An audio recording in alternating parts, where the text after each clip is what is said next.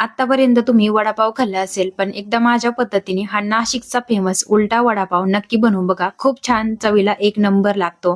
तर हा वडापाव बनवण्यासाठी कढईमध्ये तेल टाकलं, त्यामध्ये जिरे मोहरी टाकली, त्यानंतर हळद पावडर टाकली, मिरची अद्रक लसणाची पेस्ट टाकून परतून घेतली, उकडलेले बटाटे टाकून चवीनुसार मीठ टाकून कोथिंबीर टाकून छान अशी बटाट्याची चटणी तयार केली. एका बाउलमध्ये बेसन पीठ घेतलं, त्यामध्ये चवीनुसार मीठ हळद पावडर टाकून पाणी टाकून मिक्स करून घेतलं. त्यानंतर ब्रेड गोल आकारामध्ये कट करून घेतला. त्यानंतर ब्रेडच्या एका बाजूला हिरवी चटणी, दुसऱ्या बाजूला लाल चटणी लावून घेतली. त्यानंतर ब्रेडची बाजू बंद करून घ्यायची. ब्रेडच्या बाहेरील बाजूने तयार केलेली बटाटे चटणी लावून घ्यायची आणि बेसन पिठामध्ये बुडवून घ्यायचं आहे. अशा पद्धतीने वडापाव आपल्याला तेलामध्ये इथं तळून घ्यायचा आहे. आता वडापाव मी इथं तळून घेतलेला आहे तेलामध्ये. आता तळल्यानंतर हे वडापाव ठेवण्यासाठी मी इथं ओडीचा युनिरॅप पेपर इथं वापरत आहे. त्यामुळे तेल अगदी सहज प्रकारे शोषलं जातं. तर हा ओडीचा युनिरॅप पेपर जर तुम्हाला हवा असेल तर Amazon, Blinkit, Zepto वरती अवेलेबल आहे किंवा कमेंटमध्ये लिंक टाईप करा, लिंक देते.